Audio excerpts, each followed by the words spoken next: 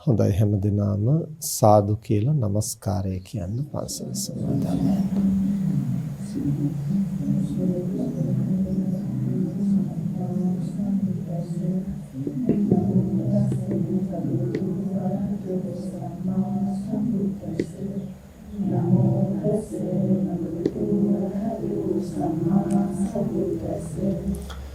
බුද්ධං සරණං ගච්ඡාමි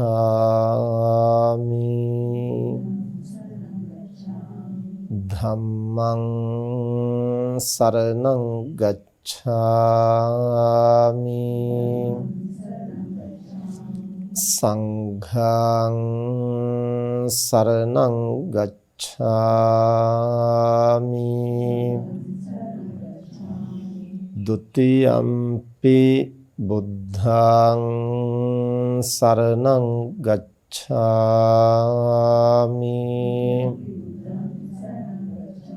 ဒုတိယံ ධම්මං සරණං ගච්ඡාමි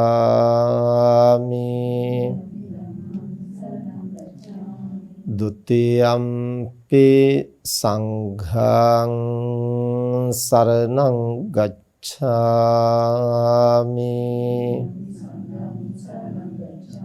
තතියම්පි බුද්ධං සරණං ගච්ඡාමි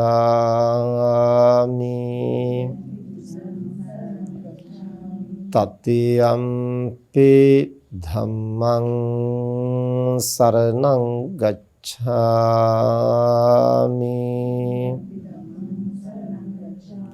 තතියම්පි සංඝං සරණං ගච්ඡාමි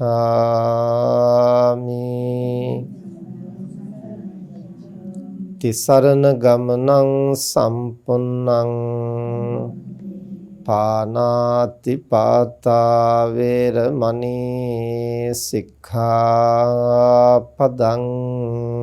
සමාදියාමි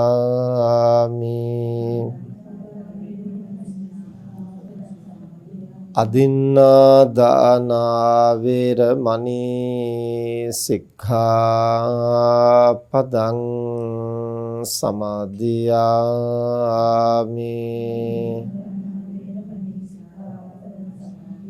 කාමේසු මිච්ඡාචාරා වේරමණී සික්ඛාපදං සමාදියාමි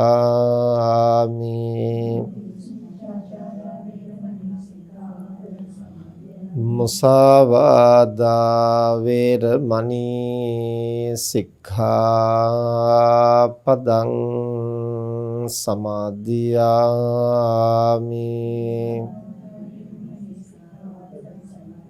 සුරාමේරය මජ්ජපමා දට්ඨානා වේරමණී සික්ඛාපදං සමාදියාමි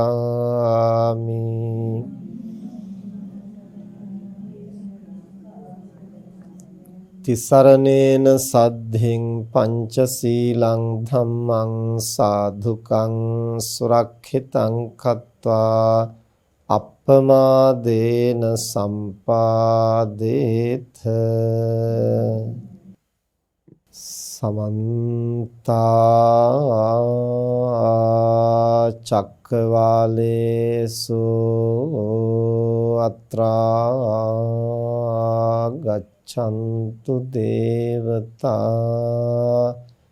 සද්ධම්මං මුනි රාජස්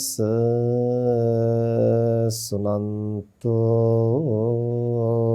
සග්ග මොක්ඛදං ධම්ම ශ්‍රවණ කාලෝ අයං භදන්තා ධම්ම ශ්‍රවණ කාලෝ අයං භදන්තා ධම්ම ශ්‍රවණ කාලෝ අයං භදන්තා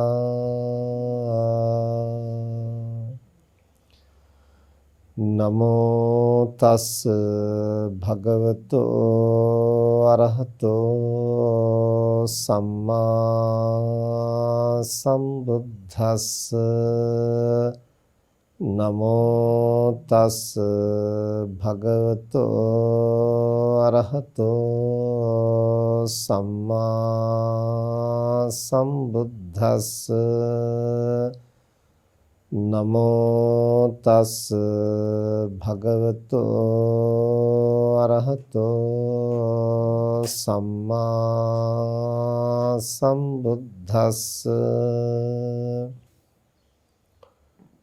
යෝචකෝ භික්ඛවේ මාතා පිතරෝ අසද්ධේ සද්ධා සම්පදාය සමාදපේති නිවේසේති පතිට්ඨාපේති දුස්සීලේ සීල සම්පදාය මච්චරිනෝ ඡාග සම්පදාය දුප්පඤ්ඤේ පඤ්ඤා සම්පදාය සමාදපේති නිවේසේති පතිට්ඨාපේති එත්තාවතා කෝ භික්ඛවේ මාතා පිතුන්නං කතංච හෝති පටිකතං චාති.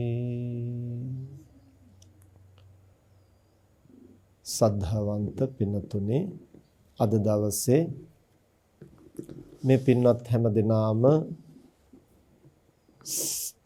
තමනුත් ධර්ම ශ්‍රවණය කරමින් අන් අයටත් දහම් අසන්නට අවස්ථාවක් සලස්වා දෙමින් ධර්ම දානමය මහ පිංකමක් සිද්ධ කරන්නට අවශ්‍ය කටයුතු සම්පාදනය කරගත්තේ ජනවාරි මාස 27 වෙනි දිනට 73 වන ජන්මදිනය යෙදී තිබෙන 2019 වර්ෂයේ දෙසැම්බර් මාසේ 31 වැනි දින පරලෝසපත් වන්නට යෙදුණු තමන්ගේ ආදරණීය ස්වාමි පුරුෂයාට දයාබර පියාණන් වහන්සේට ආර්.එස්. පෙරේරා පියතුමන් සිහිපත් කරලා එතුමන්ට එතුමන්ගේ භව ගමන සුවපත් වෙන්නට ඉක්මන් භවයකදී චතුරාර්ය සත්‍ය ධර්මය අවබෝධ කරන්නට මේ කුසලයේ හේතු වේවා කියන ප්‍රාර්ථනාව ඇතිව ඒ ආදරණීය මෑණියන් වහන්සේ මූලිකත්වයේ තබාගෙන අචිනී අරුණ අයේෂා යන මේ දූ දරුවන්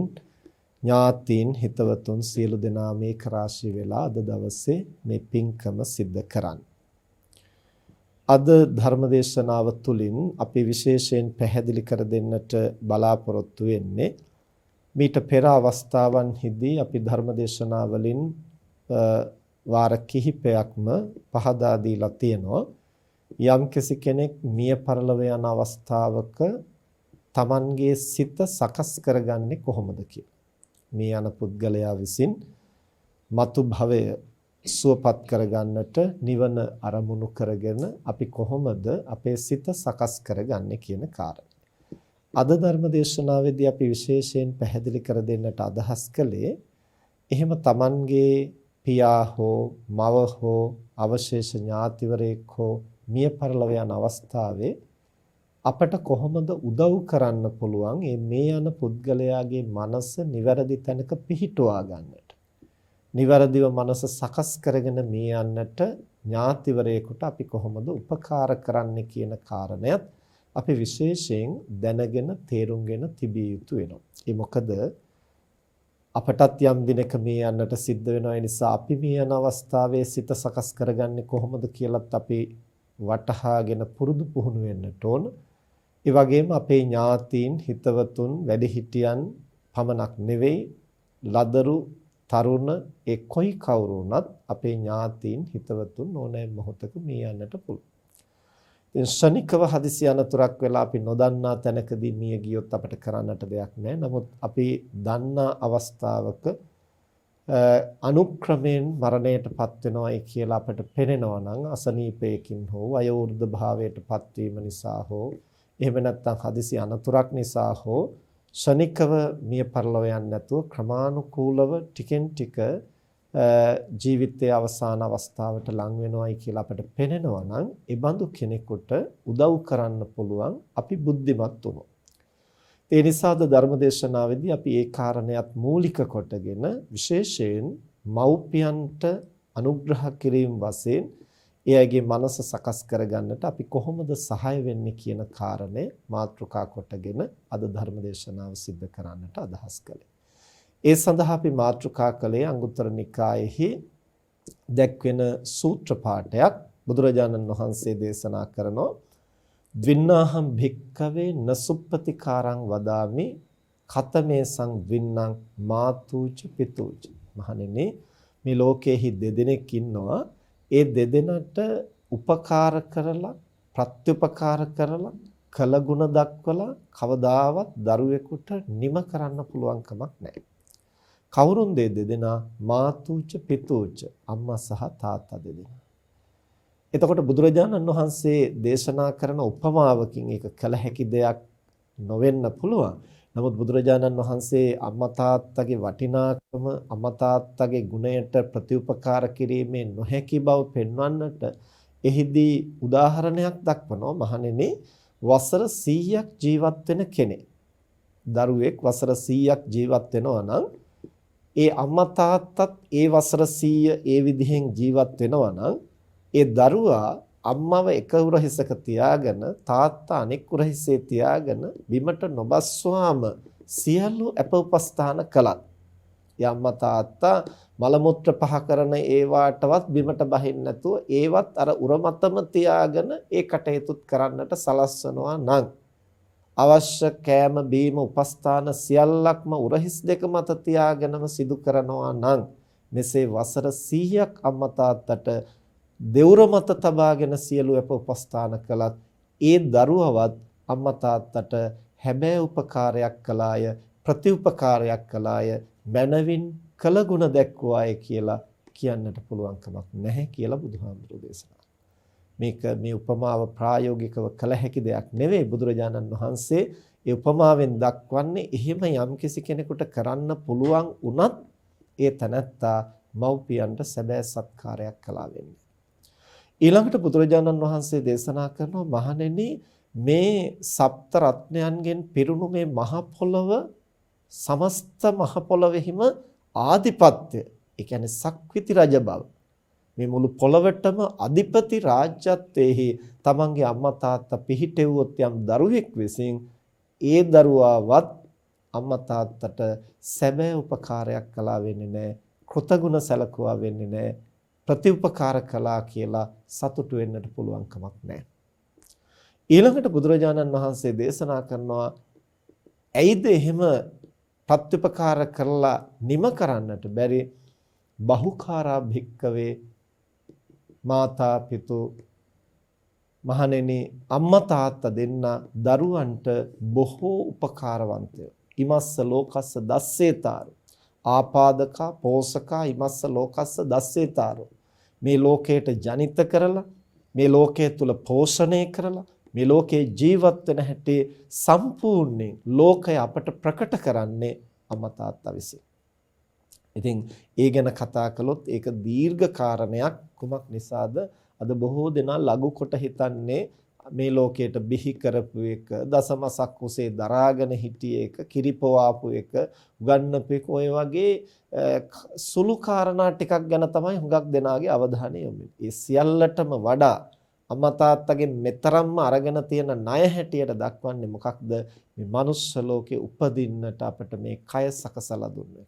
මොකද මනුෂ්‍යාත්ම භාවයේ තියෙන විශේෂත්වය එතනයි තියෙන්නේ. දෙව්ලොව උපදින්නට පුළුවන් පුණ්‍ය ශක්තිය. නමුත් අපට වගේ ශක්තිමත් ඉන්ද්‍රිය පද්ධතියක් සහිත ශක්තිමත් කයක් නැහැ. ඒ නිසා ලෝකය අත්දකින්නට බෑ. ලෝකය අවබෝධ කරන්නට එතන තියෙන ඉඩකඩ අඩුයි. තිරිසන් ලෝකේ කය ශක්තිමත් වුණාට සිත ශක්තිමත් නැහැ. සිත ගත එක්වන්ව, සමබරව, ශක්තිමත්ව, තීව්‍රව ලැබපු එකම ආත්ම භාවය මනුෂ්‍යාත්ම භාවය. බුදු වෙන්නට ප්‍රාර්ථනා කරන පෙරම් පුරන මහබෝසත්වරයෙකුටවත් අම්මා තාත්තගේ සහාය නැතුව මේ කය සකසගෙන මනුලොවට එන්නට පුළුවන් කමක් නැහැ. එහෙමනම් අපි මේ මනුස්ස ලෝකෙට ඇවිත් යම්තාක් යහපත සිද්ධ කරනවා නම්, නිවන් අවබෝධ කරගන්නට, මේ ධහම ප්‍රත්‍යක්ෂ කරන්නට මනස පුහුණු කරනවා නම්, ඒ සියලු අත්දැකීම් සඳහා 50%කින් අපට දායකත්වයේ දරලා තියලා තියෙන්නේ අම්මා සහ තාත්තා. මේ මනස සංවර්ධනය කරන්නට ලබා දීපු දායකත්වය, මනසින් උසස් කරන්නට ලබා දීපු දායකත්වය, ලෝක ධර්මතාවයන් ප්‍රත්‍යක්ෂ කරන්නට අවබෝධ කරන්නට ලබා දීපු දායකත්වය, ගුණ නුවණින් වැඩෙන්නට ලබා දීපු දායකත්වය, කන්න බොන්න ටිකක් දීලා අඳින්න පළඳින්න දීලා රජසැප දීලවත් එය පියවන්නට පුළුවන් කමක් නැහැ. පියවනවා නම් පියවන්නට පුළුවන් එකම ක්‍රමයකින් පමණයි කියලා බුදුරජාණන් වහන්සේ දේශනා කළා. ඒ කුමක්ද ඒ ක්‍රමය? යෝචකෝ භික්කවේ මාතා පිතරෝ අස්සද්ධේ සද්ධා සම්පදාය සමාදපේති නිවේසේති පතිට්ඨාපේති. මහණෙනි, යම්කිසි දරුවෙක් තමන්ගේ අම්මා සහ තාත්තා ශ්‍රද්ධාව අඩු නම් ඒ අම්මා තාත්තා සද්ධා සම්පත්තියෙහි පිහිටවන්නට පුළුවන්. දැනටම අම්මට තාත්තට සද්ධාව තියෙනවා නම් ඒ සද්ධාව දියුණු කරගන්නට උපකාර කිරීමයි කළ යුත්තේ. ඒ ළඟ සද්ධාව නැතිනම්, සද්ධාව අඩු නම් මේ මව්පියන් තුල සද්ධාව පිහිටුවා ගන්නට, සද්ධා සම්පත්තිය ඇති කරගන්නට යම් දරුවෙක් අම්මටයි තාත්තටයි උපකාර කරනවා නම්, දුස්සීලේ සීල සම්පදාය සමාදපේති නිවේසේති පතිට්ඨාපේති. මහණෙනි, සීලෙන් අඩු මව්පියන්, එහෙම නැත්නම් සිල්වත්කමක් නැති මව්පියන් සීල සම්පත්තියෙහි පිහිටවන්නට දරුවන් ක්‍රියා කරනවා නම් ඒ සඳහා උනන්දු වෙනවා. මච්චරිනෝ ඡාග සම්පදාය සමාදපේති නිවේසේති පතිට්ඨාපේති. මහණෙනි, මසුරු අම්මා තාත්තා, ඒ කියන්නේ දන් දෙන්නට යොමු වෙලා නැති මව්පියන් දානය සඳහා, පරිත්‍යාගය සඳහා යොමු කරනවා නම්, පොළඹවනවා නම්, මඟ පෙන්වනවා නම්, සහාය වෙනවා නම්, ඒ වගේම දුප්පඤ්ඤේ පඤ්ඤා සම්පදාය සමාදපේති නිවේසේති පතිට්ඨාපේති. මහණෙනි, ප්‍රඥාව අඩු මව්පියන් ප්‍රඥා සම්පත්තියෙහි පිහිටවන්නට, එහි යොදවන්නට යම් දරුවෙක් ක්‍රියා කරනවා නම් අන්නේ දරුවා මහණෙනි කතංච හෝති පටිකතංච. මහණෙනි, ඒ දරුවා අම්මා තාත්තා වෙනුවෙන් සත්කාර කළත් වෙනවා, ප්‍රතිඋපකාර කළත් වෙනවා, අතිරේක සංග්‍රහයක් කළත් වෙනවා කියලා බුදුරජාණන් වහන්සේ දේශනා කළා. එහෙනම් අච්චර උරහිස් දෙක මත තියාගෙන අවුරුදු 100ක් උපස්ථාන කළත් සාමාන්‍ය පුද්ගලයෙකුට කරන්න බැරි මහා පරිත්‍යාගය කළා වුණත් අම්මා තාත්තට නිවැරදිව සංග්‍රහ කළා වෙන්නේ නැහැ. මුළු පෘථුවියෙහිම ආධිපත්‍යයට පමුණුවලා රජසැප විඳින්නට, සක්විති රජසැප විඳින්නට සැලැස්සුවත් ඒ මව්පියන්ට දරුවෝ නිවැරදිව උපකාර කළා වෙන්නේ නැහැ. නමුත් මේ කරුණු හතරෙන් සංග්‍රහ කරන්න පුළුවන් නම් සද්ධාවෙන්, සීලෙන්, ත්‍යාගයෙන්, ප්‍රඥාවෙන් අම්මා තාත්තට උපකාර කරන්න පුළුවන් නම් ඒ දරුවා තමයි සැබවින්ම මව්පිය සංග්‍රහය කරන කෙනා කියලා බුදුරජාණන් වහන්සේ දේශනා කළා. මේන් අදහස් කරන්නේ අර භෞතික වශයෙන් කරන උපකාර වැඩක් නැහැ කියන එක නෙමෙයි. ඒ ටිකත් අවශ්‍යයි. හැබැයි එපමණකින් පමණක් අපේ කාර්යභාරය නිමා වෙන්නේ නැහැ. කුමක් නිසාද? අම්මා තාත්තගෙන් අපි අරගෙන තියෙන ගනුදෙනුව භෞතික හුවමාරුවක් විතරක් නෙමෙයි. මානසික වූද, ආධ්‍යාත්මික වූද ගැඹුරු ගුණාත්මක දායාදයකුයි අපි මව්පියන්ගෙන් ලබලා තියෙන්නේ. ඒකට ප්‍රතිඋපකාර කරන්න නම් මිල මුදලින්, භෞතික සම්පත් වලින් බෑ, ගුණයෙන් සහ නුවණින් ඒ අයට සත්කාර කළොත්, උපකාර කළොත්, ගුණය සහ නුවණ දියුණු කරගන්නට සහාය වුණොත් අන්නේ දරුවන් පමණයි මව්පියන්ට සැබවින් උපකාර කළා වෙන්නේ. දැන් මේ කාරණේ කිව්වහම හුඟා දරුවන් මේක මේ පිළිබඳව හිතනවා, කල්පනා කරනවා. හැබැයි ප්‍රායෝගිකව ක්‍රියාත්මක වෙන්නට ගිහිල්ලා බොහොම ගැටලු මතු කරගන්න. ඒ මොකද දැන් මේ කාරණේ අහනකොට දරුවන්ට හිතෙනවා ටිකක් සද්ධාව තියෙන, ධර්මයට කැමති දරුවන්ට හිතෙනවා එහෙනම් අපේ අම්මලා තාත්තලා කොහොම හරි ගුණධර්මයට යොදවන්න ඕන. කොහොම හරි යොදවන්න ඕන කියලා අපි හිතුවට අපට ඕන විදිහට අම්මා තාත්තා යොදවන්නට බෑ. මොකද ඒගොල්ලෝ සසරේ ආපු ස්වභාවයක් තියෙනවා. ඒගොල්ලන්ට ඇබ්බැහි වෙච්ච, හුරු වෙච්ච රටාවක් තියෙනවා. අනිත් එක දැන් ඒගොල්ලෝ වයෝවෘද්ධ වෙලා, ඒගොල්ලන්ගේ ජීවිතේ දැන් අවම වශයෙන් 4න් 3ක්වත් දැන් ගත වෙලා ඉවරයි. එතකොට එහෙම වෙනකොට ඒගොල්ලෝ සාංශාරික වශයෙන් ඇති කරගෙන ආපු හුරු පුරුදු ඇබ්බැහි, මේ ජීවිතේ ඒගොල්ලන්ගේ සිතුම් පැතුම්, ආකල්ප, රුචි අරුචිකා ඒවා එක පාරටම අපට ඕන වෙච්ච පමණට වෙනස් කරන්න හදන එක නෙවෙයි මේකෙන් අදහස් කරන්නේ. දැන් කෙනෙක් ಗುಣධම්මකට යොමු කරනවා කිව්ව ගමන් අපිට හිතෙන්නේ අපි හදාගෙන ඉන්න, අපි ಗುಣධමයි කියලා හදාගෙන ඉන්න අච්චුවට අනිත් රිංගවන්න තමයි අපි බලන්නේ. එහෙම රිංගවන්න බැරි නම් ඊට පස්සේ ඒකට දඟලනවා, ගැටෙනවා, හැපෙනවා. අර තියෙන ඒ හොඳයිකමත් ඊට පස්සේ නැති කරගන්න. ඊට පස්සේ අම්මා තාත්තා තුළ සද්ධාව, සීලය, ත්‍යාගය, ප්‍රඥාව නෙමෙයි තියෙන ගුණයක් නැති කරලා තියෙන ප්‍රඥාවත් මොට කරලා දරුවොත් එක්කත් ගැටිලා ද්වේෂ සහගතව මියන්නට සලස්සනවා නම් ඒක දරුවන් විසින් කරගන්න අලාභයක්, අපරාධයක්. ඒ නිසා අම්මා තාත්තා ගුණධමයට යොමු කරන්නට ඕන වෙච්ච පමණටම අපට ඒක කරන්න බෑ.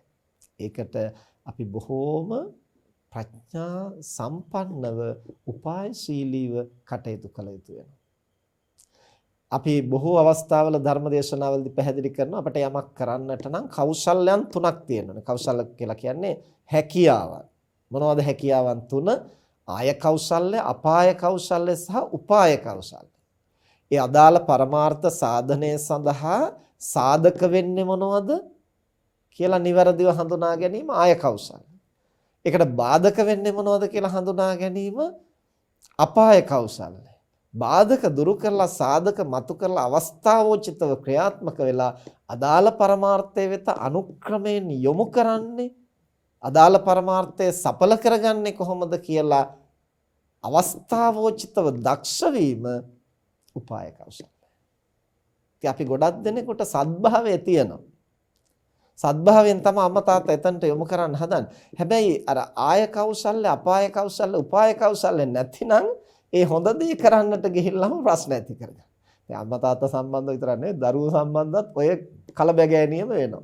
බිරිඳ සැමියා සම්බන්ධවත් ඔය කලබගෑනියම වෙනවා. සමහර භාර්යාවන්ට ඕන වෙනවා තමන්ගේ සැමියා ධම්මකට යොමු කරන්න. එතකොට සැමියා ඊතරම් ඒවට යොමු වෙලා නැහැ කියලා තමන්ට හිතෙනවා නම් ඒ ඉතින් තමන්ගේ තීරණය මතනේ. එතකොට මේ බාහිර කටයුතු වලට සමාජ සේවයට විතරයි යොමු වෙලා තියෙන්නේ. පන්සල් යන්නේ නැහැ, සිල් ගන්න නැහැ, ගුණධම් වඩන්නේ නැහැ, භාවනා කරන්නේ. ඒ නිසා එතනට යොමු කරන්න ඕන කියලා හිතෙනවා. ඒක හොඳ අදහසක්, සත්පුරුෂ අදහසක්. හැබැයි එහෙම කරන්න කියලා අර ස්වාමියා අකමැති දෙයම නැවත නැවත කරන්න කියලා බල කරන්න ගියොත් ගුණධම් වැඩිම කෙසේ වෙතත් බිරිඳත් අප්‍රසන්න වෙන එකයි වෙන්නේ. ඒක මේ මනසේ ස්වභාවය පින්නතුනි. අපි අකමැති දෙයකට යම්කිසි කෙනෙක් නැවත නැවත බල කරනවා නම්, පොළඹවන්න හදනවා නම්, උදේ ඉඳන් රැය වෙනකන් කොච්චර හරි ඒකම කියවනවා නම් එතකොට එපා වෙනවා. අප්‍රසන්න වෙනවා. ඒකෙන් එතකොට සමගි සම්පන්න බවක්වත්, ගුණාත්මක බවක්වත් නෙවෙයි ඇති වෙන්නේ. තව ටිකක් දුරස් වීම. දරුවෝ සම්බන්ධවත් එහෙමමයි. දරුවන් හදන්නට කටයුතු කරන දවසක් ඔය අපේ හිතවත් මහත්මේ පන්සලට ඇවිදින් කතා කරනකොට කිව්වා හාමුදුරනේ ඔබ වහන්සේගේ අර CD තැටියක් තියෙනවා ධර්මදේශනා 200ක් විතර තියෙන. ඒක මම නිතර අහනවා. එතකොට මම දැන් CD තැටියක් වෙනම ගත්තා තව එකක්. මොකටද? දැන් ඉදිරි නිවාඩු කාලේ එන්නේ අපේ පුතාට එක දවසකට එක බණක්වත් අහන්න කියලා කොහොම හරි යොමු කරන්න. පස්සේ මම කිව්වා දරුවන්ට එහෙම බලපෑම් කරන්න යන්න එපා. එතකොට මේ මහත්තයා ඉතින් හාමුදුරුවෝමනේ කියන්නේ මේ බණවලදී දරුවෝ සකසන්න ඕන, දරුවන්ට නිවැරදි මඟ පෙන්වන්න ඕන. ඒක මව්පියන්ගේ යුතුයකමක් කියලා. මම කිව්වා එහෙම කියනවා තමයි.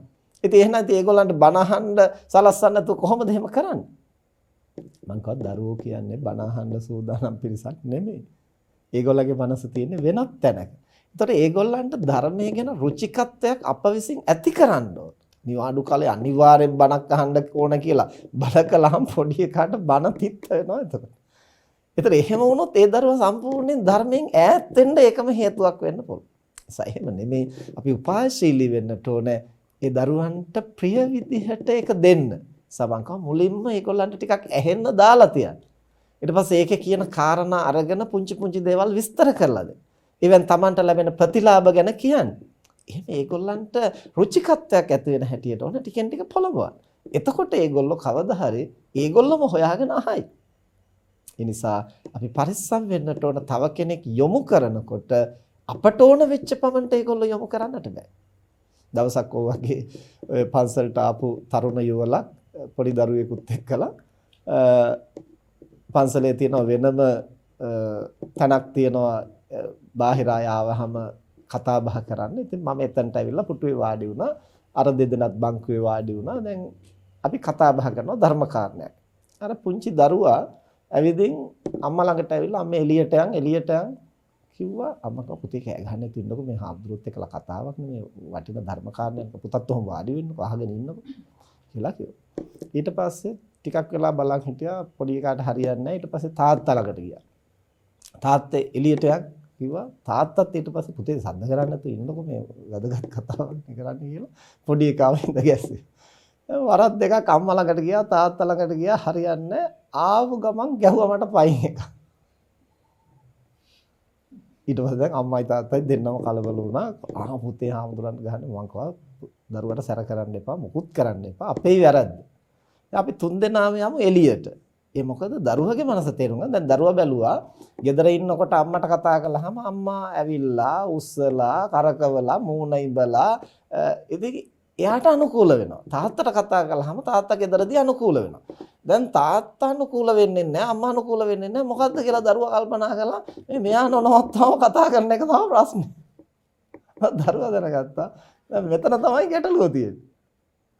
ඉතින් යාට දැනෙන හැටියට එතනටයි පාර දෙන්න නැද්ද කියලා එයා කල්පනා කළා. එක පැත්තකින් ඒ දරුවා බුද්ධිමත්. අනිත් පැත්තෙන් එයාගේ අවශ්‍යතාවය ඉටු කරගන්න එයා කොහොම හරි ක්‍රියාත්මක කරනවා. එතකොට අපි ඒ දරුවගේ අවශ්‍යතාවය හඳුනාගන්නේ නැතුව එතනදි තරවටු කළා නම් එහෙම ආයේ කවදාවත් පන්සලට එක්කන් එන්න හාමුදුරුවෝ දකින්න ඒ දරුවා අකමැති වෙන්න පුළුවන්. ඊපස්සේ අපි සියලු දෙනාම එළියට ගිහිල්ලා කතා කරනවා. දැන් පොඩි දරුවා අර එළියේ වැල්ලේ මිදුලේ හැම තැනම දුව පැන ඇවිදින්මින් හිටියා. ඉතින් අපි අදාළ කතා බහ ඉවර කරලා නිම වෙනකොට දරුවා ඇවිල්ලා මගේ කකුල් දෙකම අල්ලලා දන ගහලා වැඳලා ගියා. එතකොට මේ උදාහරණ හැටියට මේ කිව්වේ පොඩි දරුවන්ගේ මනසත් විශේෂයෙන් වැඩිහිටියන්ගේ මනසත් දෙකම ගැන අපි බොහෝම ප්‍රවේශම් වෙන්නට ඕන. ඒ අය අපට ඕන හැටියටම නම්මන්න පහසු නැහැ. ඒ නිසා පරිස්සමින් ඒගොල්ලෝ සිතන පතන රටාව, ඒගොල්ලන්ගේ ආකල්ප, ඒගොල්ලන්ගේ රුචි අරුචිකම්, ඒගොල්ලන්ගේ ඇබ්බැහි, ඒගොල්ලන්ට වටහා ගන්න පුළුවන් ප්‍රමාණය ඒ සියල්ලක් තේරුම් අරගෙන ඕන අන් අයව නිවැරදි මඟට යොමු කරන්න. ඒ නිසා මව්පියන් තුළ සද්ධාව, ත්‍යාගය, ප්‍රඥාව, සීලය මේවා ගොඩනගන්නට ඕන. හැබැයි බොහොම ප්‍රවේශම.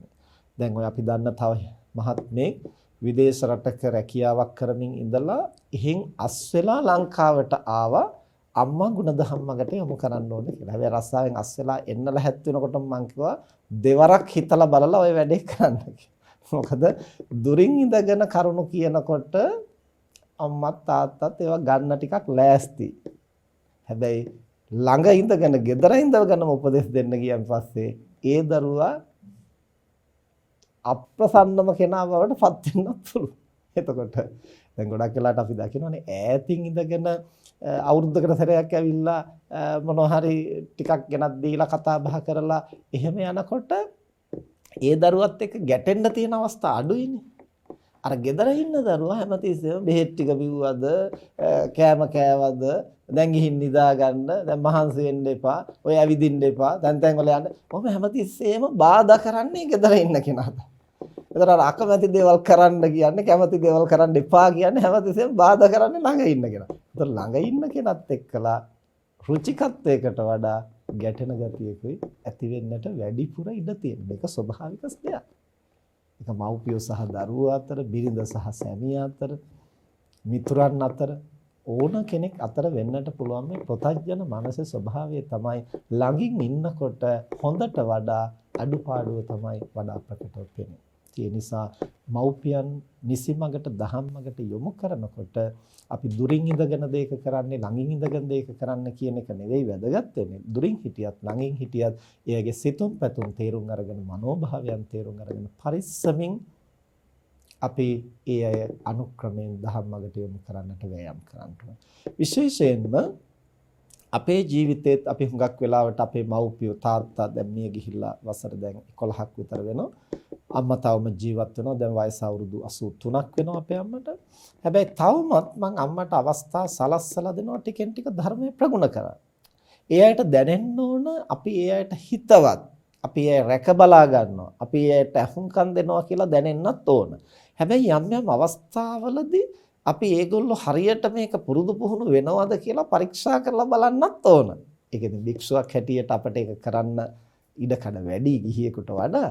ගිහියෙක් හැටියට Tamanට ඒක තනියෙන් කරන්න බැරි නම් සමහරලාට දරුවෙක් හැටියට දේවල් කියන්න ගියාම කොච්චර හොඳ දේ කිව්වා වුණත් අම්මා තාත්තා ඒක ගන්න ලෑස්ති නැති වෙන්න පුළුවන්. මොකද දරුවා කියන ස්වභාවයෙන් ඒගොල්ලන්ට අපි කොච්චර ලොකු මහත් වුණත් කොච්චර දැනුගත්කම් තිබුණා වුණත් ඒගොල්ලන්ට තාම අපි පවුලේ බාල දරුවා නම් අපි පොඩි එකා කියන සංඥාවෙන් තමයි ඒගොල්ලෝ ගන්න.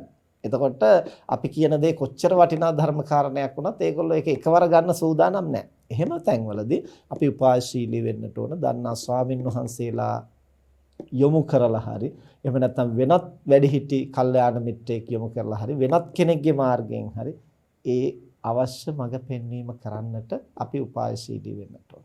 ඒ වගේම විටින් විට ඒගොල්ලන්ට ප්‍රායෝගිකව ඒ පුරුදු පුහුණු කරන දේවල් වල ප්‍රයෝජනේ ප්‍රතිඵලය ලැබෙන බව ඒගොල්ලන්ට ඒත්තු ගන්නන්නට ඕන.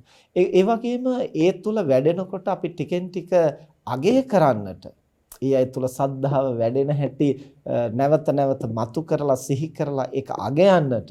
එතකොට සිල්වත්කම් පරිත්‍යාගශීලී බව ප්‍රඥාව වැඩෙන බව ඒගලන්ට ඒත්තු ගන්නලා නිතර නිතර ඒක අගය කරන්නටත් අපි සැලකිලිමත් වෙන්න ඕන. එතකොට තමයි වඩාත් ඒ අය සතුටින් තෘප්තිමත් වේවට යොමු වෙන්නේ. හරියට මේකයි මම උදාහරණයක් හැටියට කිව්වේ අර පොඩි දරුවෙක් සකසනවා වගේ තමයි වයෝවෘද්ධ කෙනෙක් සකස් කරනකොට හරියට පරිස්සමින් අපි එතනට මඟ පෙන්වීම කරන්නට ඕන. ඉතින් ඒ සියල්ල කරන්නට අපි තේරුම් අරන් ඉන්නට ඕන සද්ධාව කියන්නේ මොකක්ද? සීලය කියන්නේ මොකක්ද? ත්‍යාගය කියන්නේ මොකක්ද? ප්‍රඥාව කියන්නේ මොකක්ද?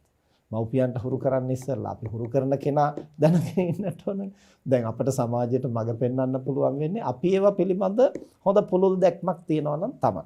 දැන් සද්ධාව කියලා සමහරු හිතාගෙන ඉන්නේ පන්සල් යන්නේක, නිතරම බණ අහන එක, නිතරම පින්කම් කරන එක, නිතරම හාමුදුරුවන්ට වඳින පුදන එක, නිතරම දන් දෙන එක, නිතරම භාවනා කරන එක, අන්න ඒ වගේ යම්කිසි දේවල් ටිකක් හිතාගෙන ඉන්නවා මේවා තමයි සද්ධාව. නෑ පින්නතුනේ ඒ සද්ධාව ප්‍රකට වෙන අවස්ථා. ඒ සිදුවීම් හැටියට සද්ධාව ප්‍රකට වෙනවා. සද්ධාව කියලා කියන්නේ බුදුහාමුදුරුවන්ගේ ගුණ දැන පහදින ගතිය. ධර්මයේහි ගුණ දැනගෙන පහදින ගතිය. සංඝ රත්නයේහි ගුණ දැන පහදින ගතිය. එතකොට මේක මනසේ ඇති වෙන පරිවර්තනය. ඒක ප්‍රකට වෙන අවස්ථා තමයි අර සිල් සමාදන් වෙන, භාවනා කරන, දන් දෙන, වික්ෂුන් වහන්සේලාට වන්දනා කරන, පින්කම් කරන ඒ කටයුතු තුළින් තමයි මේක මතුවලා පෙනෙන්නේ අපිට. හැබැයි ඒක මතුවලා පෙනුනේ නැහැ කියලා අපි හැමතිස්සෙම ඒක මතු කරන්නම දඟලන්න යන්න ඕන නැහැ. ඊය කොයි පැත්තටද කැමති පැත්තෙන් ඉදිරියට යන්න සලස්සන්නට ඕන. හැබැයි ඒ කරන කටයුත්ත නිවැරදිව හඳුනාගෙන කරන්න. දැන් අපේ තාත්තා ජීවත් වෙලා ඉන්න කාලේ තාත්තා ඒ මුල් කාලේ සිල් ගන්න කියලා කවදාවත් එහෙම ගිහිල්ලා නැහැ මං හිතන්නේ ගෙදර ඉන්න කාලේ. මම දන්න තරමේ. භාවනා කරන්න කියලා කොහොමවත්ම එහෙම ගිහිල්ලා නැහැ. හැබැයි තාත්තා හැම පොයකටම පන්සල් යනවා. ගිහිල්ලා යට සිල් ගත්තු අයට දානේ ටිකද, ගිලම්පස ටිකද ඒ සියල්ල කල්ැතුව සූදානම් කරලා ඔක්කොටම සම්බන්ධ වෙනවා. එතකොට අපිට බැලුව බැලමට පේන්නේ තාත්තා තුල එහෙම සිල්වත්කමක් නැහැ, එච්චර ඒවට ಗುಣධමයට යොමු වීමක් නැහැ වගේ තමයි පේන්නේ. හැබැයි අපි තේරුම් අරන් හිටියා තාත්තට සද්ධාව තියෙනවා, තාත්තා ළඟ යම්කිසි ප්‍රතිපත්තියක් යම්කිසි සීලයක් තියෙනවා. ඒ වගේම තාත්තට යමක් කිව්වහම වටහා ගන්නට පුළුවන් ශක්තිය තියෙනවා. හැබැයි අර සද්ධාව අධික ගතියක් එහෙම ප්‍රකට වෙන්නේ නැහැ. ඒ නිසා ජීවිතයේ අවසාන කාලේ අපි තාත්තට යෝජනා කළා දැන් තාත්තා ඔය ගෙදර දොරේ වැඩ කටයුතු බදාගෙන ඉන්න ඕනේ. දැන් අපේ පවුලේ 9 දෙනෙක් මම බාලම්. ඉතින් මම පැවිදි වුණා. ඒක අනිත් 8 දෙනාම ආවාහ විවාහ කරලා දුන්නාට පස්සේ දැන් ඉතින් තාත්තගේ කටයුතු නිමයි. ඒ නිසා දැන් ඒවා පැත්තකින් තියලා දැන් මේ පන්සලට ඇවිල්ලා ටිකක් හාමුදුරුවන්ට එහෙම අපෝපස්ථාන කරගෙන ඉන්න. තාත්තා ඒක පිළිගත්තා. මට ඇත්තටම වුණුනේ තාත්තා දිනපතාම ටික හරි මත්පැන් බොණ්ඩ යමු වෙලා හිටියා. ඉතින් ඒකෙන් ගලව ගන්නයි මට විශේෂයෙන් ඕනේ. පස්සේ පන්සලට ආවට පස්සේ මත්පැන් බීමත් සම්පූර්ණයෙන් නවත්තලා හාමුදුරන්ට අපෝපස්ථාන. ඊට පස්සේ හැම පොයේටම සිල් ගන්නවා. භාවනා වැඩසටහන් වලට නම් එච්චර යන්නේ නැහැ. වාඩි වෙලා වැඩි වෙලා ඉන්නම හරුයි කියලා. නමුත් ටික තාත්තා තුල අර ගුණාංග වැඩෙන්න අර එතෙක් තිබුණු කරුණු හොඳට අවදි කරන්නට පුළුවන් වුණා අර පන්සලේ හිටපු කාලයත්. ඊට පස්සේ තාත්තට පිළිකා රෝගයක් හැදුනා. අන්තිම කාලේ ටික ටික අපිට බොහෝම සමීප වෙලා හිතවත් මට්ටමේ. මොකද තාත්තට අන්තිමට දැනුණා අපි තමයි උදව්වට ඉන්න එකම කෙනා කියලා. කොච්චර දරුවෝ හිටියා වුණත් ඒ පැවිදි වෙච්ච දරුවා තමයි ධර්මානුකූලව පිහිට වෙන්න පුළුවන් එකම කෙනා. ඉතින් මේ ගෞරවය සහ විශ්වාසය අපි අතර අපි තියාගෙන හිටියා. නිකන් තාත්තා පන්සලේ හිටියා කියලා වුණත් මම අනවශ්‍ය විදිහට විහිළු තහලුවක්වත් කරන්න යන්නේ නැහැ. ඒ නිසා අපි ගැන ලොකු ගෞරවයක් තුන. ඒ නිසා අවසාන අවස්ථාවේ ටිකෙන් ටික කරුණු කියලා අපිට පුළුවන් වුණා තාත්තගේ මනස සකස් කරන්න. ඉතින් මම හිතන්නේ මේ අචිනි මහත්මියන් විශේෂයෙන් මේ පියාණන් මේ යන අවස්ථාවේ එතුමිය ගොඩක් උනන්දු වුණා ඒ විදිහට පියාණන්ගේ සිත සකස් කරන්න. මොකද ඒ අපේ ධර්මදේශනත් කල්ලාතු අහලා තිබිච්ච නිසා ඒවා හොඳට මනසේ ධාරණය කරගෙන හිටපු නිසා මේ අනිත් දරුවොත් එක්කලා මෑණියොත් එකතු කරගෙන ඉතින් පියාණන්ගේ සිත සකස් කරලා යහපත් ගතියකට පැමිණෙන්න අපිට මේ භව ගමන මෙතනින්ම නිමා කරන්න පුළුවන් නම් තමයි හොඳ. නමුත් එහෙම කරන්න සම්පූර්ණයෙන් තෘෂ්ණාව දුරු කරලා තියෙන්න ඕනේ, කෙලස් නැසලා තියෙන්න ඕනේ. එහෙම නැත්නම් තවත් එක් භවයක හරි අපි උපදිනවා. අඩුම තරමින් අපි සෝවාන් ඵලයටවත්පත් වෙලා තියෙනවා නම් අපි දුගතිගාමී වෙන්නේ නැහැ. ඒතර සෝවාන් ඵලයටවත්පත් වෙලා නැතිනම් අපිට අවිනිශ්චිතයි අවසාන අවස්ථාවේ සිහිපත් වෙන මනෝභාවය කුමක් වෙයිද කියලා. හැබැයි අපිට අන්න එතනදි තමයි සහාය වෙන්න පුළුවන්, උදව් කරන්න පුළුවන්. ඊයට කොහොමද මනස සකස් කරගන්නේ කියලා. ඉතින් එහෙම හැබැයි කරන්න පුළුවන් වෙන්නේ මරණාසන්න මොහොතේ අපි අපේ සංඥා හඳුනා ගන්නට තරම් සිහි කල්පනාව මේ යන කෙනාට තියෙනවා නම් විතරයි ඒ උදව්ව කරන්න පුළුවන්. දැන් අපි දන්නවා ධර්මයේ සඳහන් වෙනවා කෙනෙක් මරණාසන්න වෙනකොට කර්මය මතුවෙන ක්‍රම කිහිපයක් තියෙනවා. ගරුක කර්ම, ආසන්න කර්ම, ආචින්න කර්ම, කටත්තා කර්ම. ගරුක කර්ම කියලා කියන්නේ තමන්ගේ ජීවිතයේ සිද්ධ කරගත්තු කුසල් හෝ අකුසල් හෝ බරපතල දේවල් තමයි මුලින්ම ඉස්මතු වෙලා එන්නේ. අකුසල් කර්ම වලින් බරපතල මේවා තමයි ආනන්තරේ පාප කර්ම. මාතෘ ඝාතනේ, පිතෘ ඝාතනේ, රහතන් වහන්සේලා ඝාතනේ, බුදුවරුන්ගේ ලේසල වීම, සංඝ බෙහෙද.